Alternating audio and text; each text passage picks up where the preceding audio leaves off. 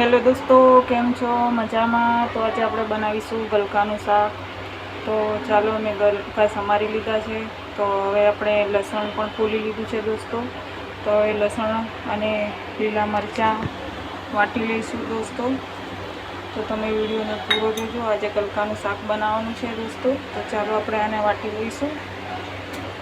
લસણ મરચાંની પેસ્ટ બનાવી લઈશું દોસ્તો.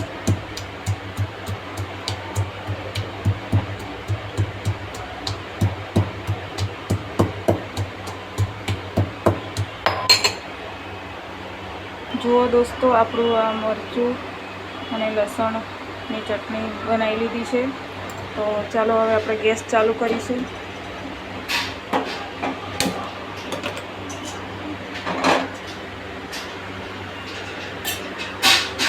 ગેસ પર કઢાઈ મૂકી દીધી છે.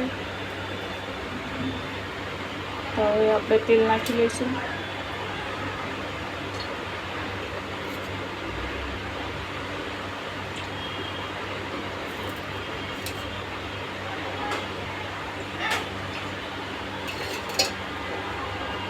હવે તેલને ગરમ થવા દઈશું દોસ્તો. ચલો જો દોસ્તો, આપણું તેલ પણ ગરમ થઈ ગયું છે. તો ચાલો આપણે હવે એમાં નાખીશું જીરું અને થોડી રાઈ પણ નાખી લઈશું.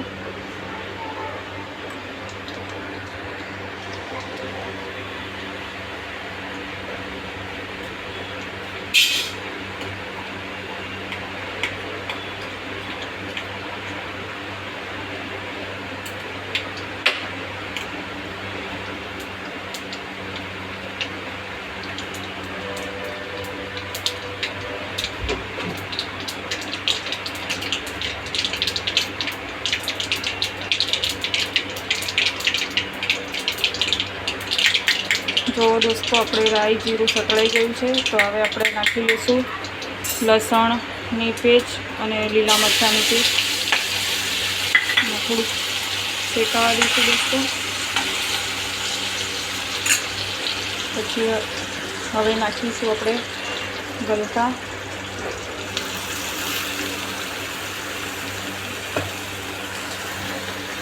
ગલકાને નાખ્યા પછી હલાવી લઈશું.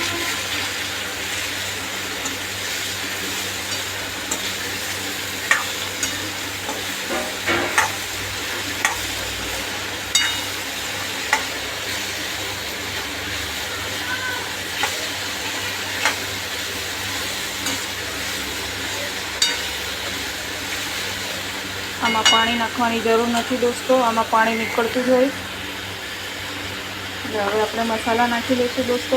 તો મેં અહીંયા લીલું મરચાંની ચટણી નાખી હતી, એટલે આપણે થોડું ઓછું મરચું નાખવાનું છે. લાલ મરચું નાખી દીધું છે. સ્વાદ પ્રમાણે મીઠું, હળદર, થોડો ગરમ મસાલો, થોડો ધાણા જીરું દોસ્તો. બધા મસાલા કરી લીધા છે દોસ્તો. તો હવે આપણે હલાવી લઈશું.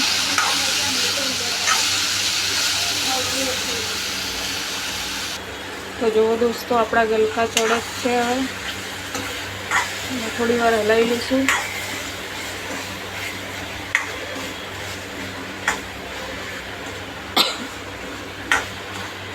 લીલા મરચાં નાખ્યા છે એટલે કલર નહીં આવતો દોસ્તો.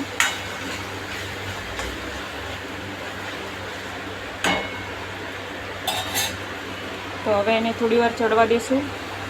ચાલો દોસ્તો, જુઓ તો આપણા ગલકા ચડી ગયા છે. તો હવે આપણે એમાં નાખીશું ખાટી છાશ. તમે છાશ નાખી શકો છો, દહીં પણ નાખો છો. તો હું આ છાશ નાખું છું 1 વાટકી દોસ્તો. તો ચાલો જુઓ, ખાટા ગલકાનું શાક બનાવું છું. તો હવે એને થોડી વાર 5-10 મિનિટ જેવું ઉકળવા દઈશું દોસ્તો.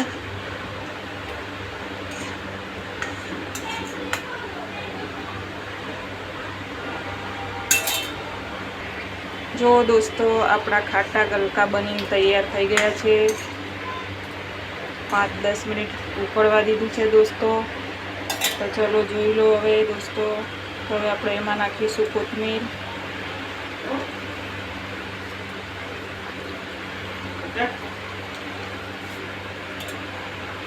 જો દોસ્તો, તમે કેવી રીતે ખાટા ગલકાનું શાક બનાવો છો દોસ્તો, એ મને કોમેન્ટમાં જરૂરથી જણાવજો. અને વિડીયો ગમે તો લાઈક શેર જરૂર કરજો દોસ્તો.